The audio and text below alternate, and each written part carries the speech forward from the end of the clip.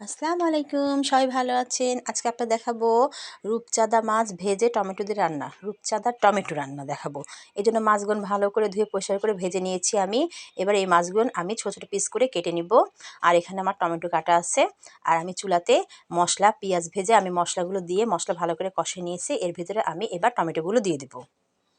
দিয়ে টমেটোগুলো ভালো করে কষিয়ে নিয়ে ছোটো ছোটো পিস করা যেই মাছ কেটে রেখেছি, এই যে দেখুন, এগুলো তার ভিতরে দিয়ে আমি পরিমাণ মতো পানি দিয়ে ঢাকনা দিয়ে ঢেকে আমি এটা রান্না না হওয়া পর্যন্ত হতে দেবো মিডিয়াম আছে।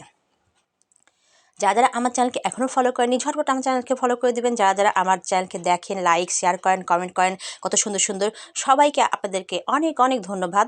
সবাই আমার চ্যানেলটাকে দেখবেন, আমার উৎসাহ বাড়াবেন। আপনারা দেখলে আমার এটা উৎসাহ বাড়বে, আমার নতুন নতুন রান্না করার জন্য আমার আগ্রহ বাড়বে। সবাইকে আপনাদেরকে অনেক অনেক ধন্যবাদ। আমার জন্য সবাই দোয়া করবেন। সবাই ভালো থাকবেন, সুস্থ থাকবেন। আল্লাহ হাফেজ।